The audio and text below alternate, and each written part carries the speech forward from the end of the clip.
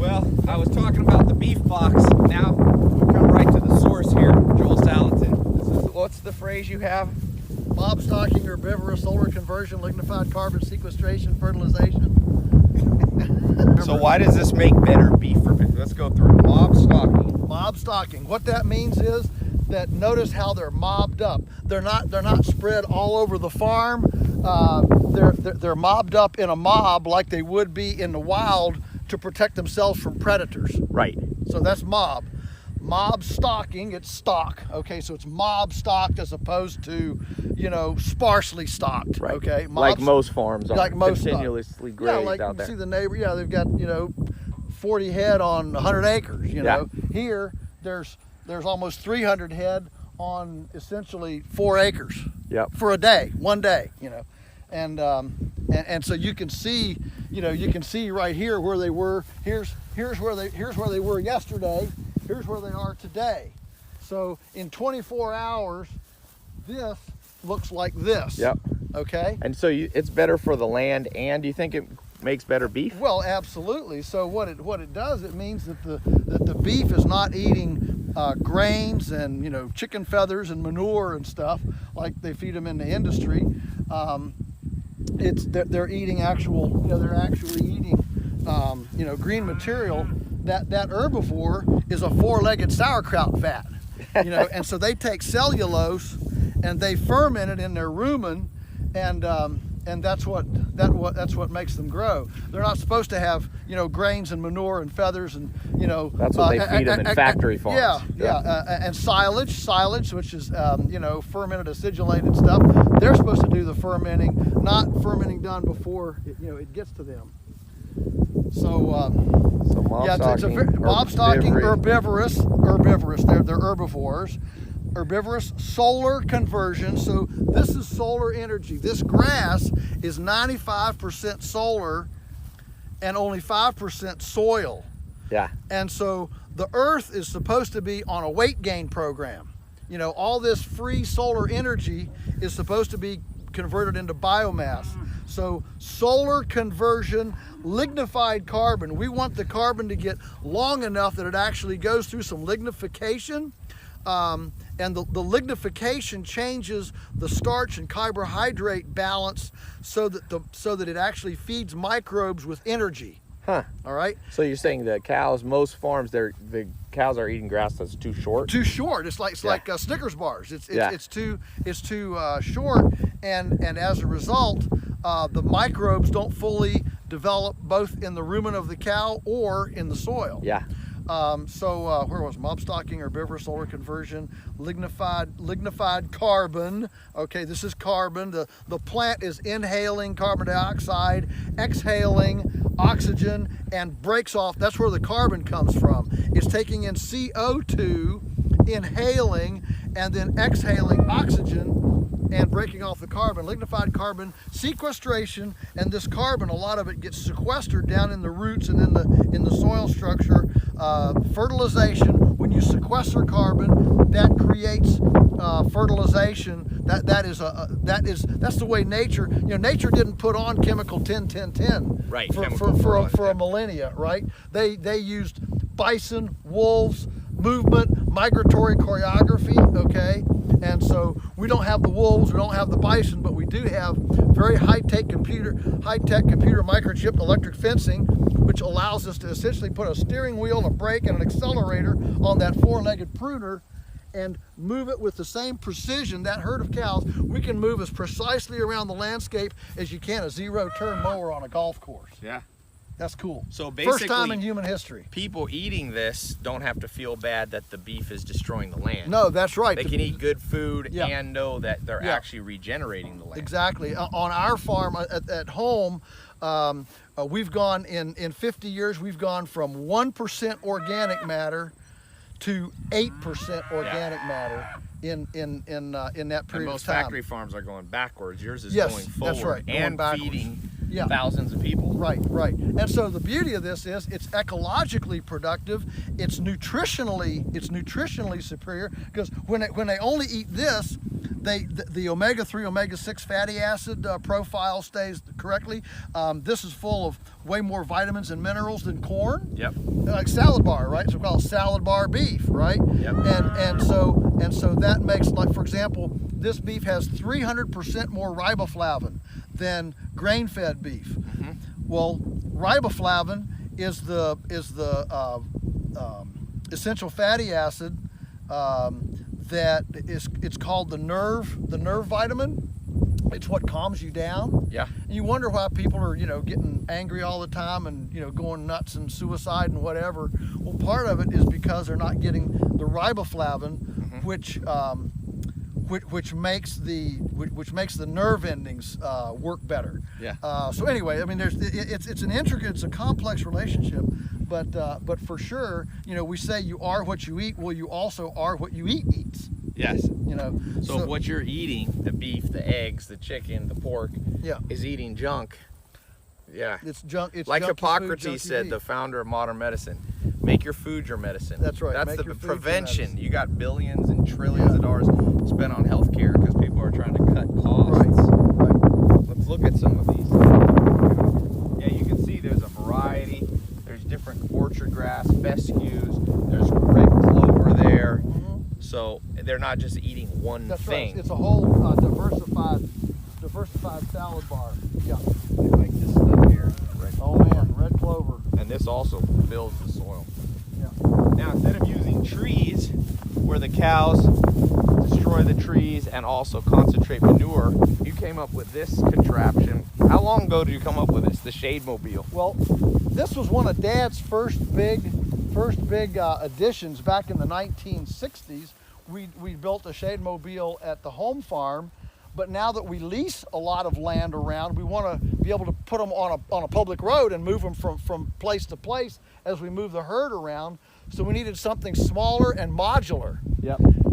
And so we started getting old hay wagon chassis and just elongating them. And we've got 3 hooked together, so we've got enough shade here for the cows, and they're all hooked together. So to move them, I just back up with a pickup truck, hook up to the front end, and the whole thing's like a train and just moves right through, big enough for all of them to have a portable shade tree.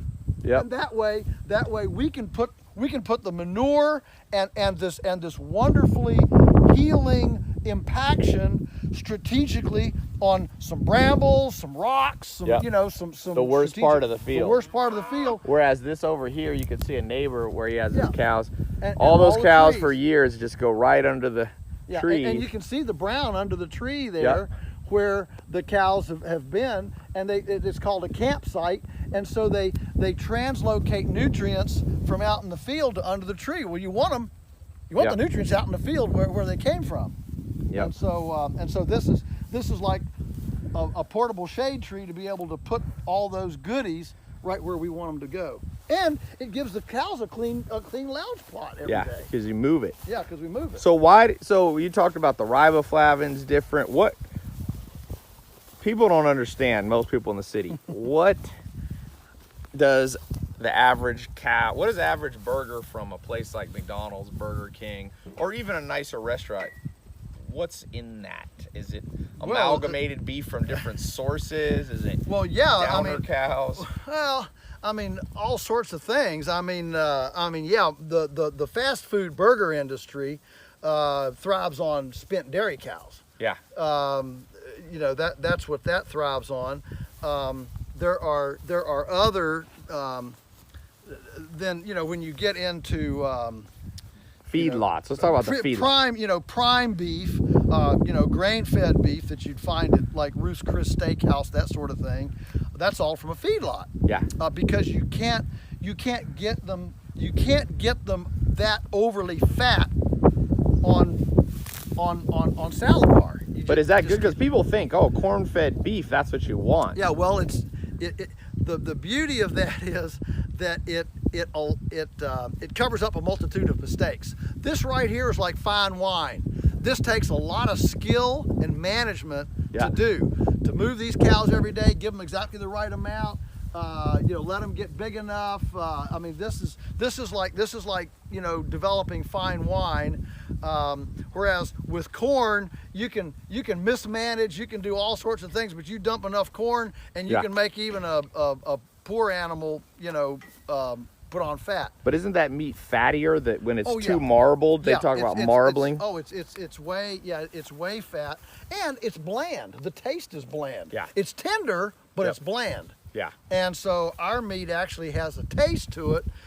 It won't have as much of the fat. It won't have quite as much of the So you have fat to in cook it. it slower.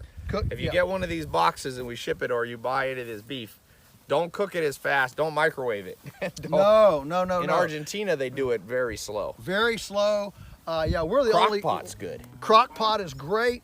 Goodness, and let it age. I mean, you can let it thaw real slow, like put it in a refrigerator and let it thaw for 3 days. Okay. Let it thaw real slow. That's even better. So yeah, everything about this is about slow. Is about take your time. Take slow food movement. Yeah, Now the other thing is, you were talking about this omega-3, omega-6. When the cows eat a lot of corn in confinement, the nutrient profile is actually different than grass-fed. Yes. Alan Nation would always talk about that. Yeah, Look, yeah. By the way, notice all these birds.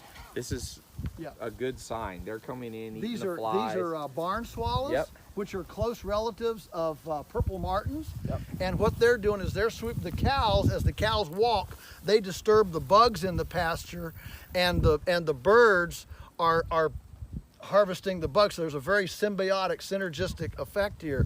If in a continuous grazed pasture, you don't get nearly the number of bugs and insects that we do when you let it develop to a lignified carbon standpoint. Yeah, that's why you don't see that many flies.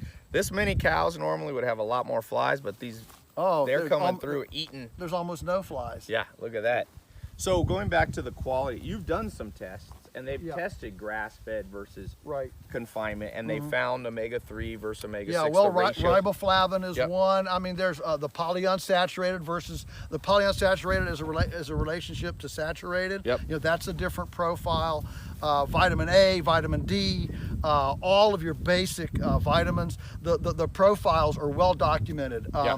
There will be a little difference from farm to farm on that, but the the trend line. If you finish an animal on grass, if you actually finish them on grass with no grain, that nutrient profile is going to be completely different than corn or organic corn or anything. Yeah, so even organic most beef organic that you're is still getting coming steaks, from a feedlot. it's still coming from, and I'll cut in some footage where you see it's just dirt and mud, and manure and muck in the cows. Yeah.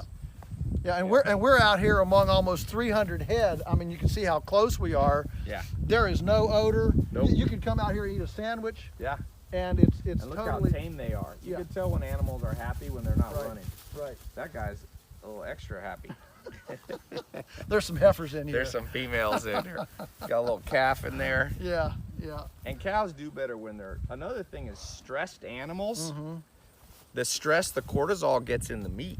Yes, that's right. So animals that are, you could see how peaceful they are. These ones are getting nice and slick. Yeah. These are So gonna these will be ready to go next spring. Yep. So we're going to take these through the winter. Yep. And then when they pop in the spring, then they'll be ready to go. But they'll be ready. What are your favorite cuts of beef? You like the ground beef, obviously. Burger. Yeah, I like the ground beef. I'll tell you, it's hard to beat. A slow cooked barbecued brisket. Oh yeah. Oh man. Oh Yeah. man. Here's the thing about meat, Ty. You know, a lot of people wouldn't realize this, that exercise makes muscles moist. Okay. Non-exercise, and they're moist, but they're tougher. Yeah. The muscles that don't get exercise are tender but drier. Yes. So filet mignon up here on the back, it doesn't get any exercise. It's real tender, but it tends to be kind of dry. You want to marinate it some. Whereas something like a chuck roast on the shoulder, okay, which is like the thigh on a chicken, all right, that's tougher, but it's much more moist. Yeah. So by by having them out in a more natural setting like this, where they actually can walk around and get more exercise, it actually moistens moistens the muscle, and it's which makes it a little more tasty. Yeah. Yeah. Well, this has been your lesson straight from Joel Salatin. I'm gonna put a link to get a box. We're gonna deliver a box of grass-fed beef, the quality you're seeing right here. We're gonna be shipping it to your doors. So click the link up here, click below. Hey girl. That's actually a male right there. Hey. We might have an action shot here. Me running. But yeah, we're gonna be doing this box. There's other boxes out there. You can go to Whole Foods. There's good beef. But my philosophy is I like to know where it comes from, and I know where this beef is coming from. This is what I feed myself. This is what I feed, you know, my family, my friends. So with food, there's so much mislabeling, and there's so much fudging of the line. Just because it says this doesn't necessarily mean it's as healthy. I like to come out here and see the source of the beef that I'm sending you. So yeah, click the link. I've got some more information on the next page, and I've got the price down as low as I can, and you'll see the shipping costs and all that. We try to waive the shipping costs. We've got different size boxes so that you can get one if you want to just try it, test it out yourself. We've got it. We've got a money back guarantee. Get a box and the beef doesn't taste like what you thought and the meat's not what you think. We're adding chicken, we're adding pork, sausage, bacon, good chicken. Chicken's on a real limited supply because it's raised out on pasture. You can't raise like they do in factory farms. So like I said, money back guarantee. You don't even have to ship the meat back. If it's not good, we'll send you every penny back. That's important. That's stand behind what we have. And we'll put cooking instructions in there. You don't have to cook it much different. We'll have ground beef in there. We'll have some steaks in there. And then we also have an extra upgrade after you get the main box. It's kind of like a club, a food club. We'll also have an upgrade if you want to quickly, if you have a freezer and you just want to fill it up, we've got some larger options. So if you got a big family or you got an upcoming thing, so upcoming barbecue or event, you may want to get some more. And this will sell out, just to be clear. I know people say that a lot. Oh, we will sell out. There's not that many farms raising it like Joel does, like Polyface Farms. So there's definitely limited supply. I've only been able to get them to agree to give me a certain amount of beef every month. So do not procrastinate. Joel's pretty famous. You might have read about him in Time magazine. You know, he's probably the most well-known farmer in the world, and you're getting that opportunity to get the food. I own a ranch, a farm right next to his farm. So I've seen it with my own eyes. Is my first apprenticeship. I went when I was 19. I worked, raised cows this way. So this is the good stuff. This is what you want to eat. And it's funny.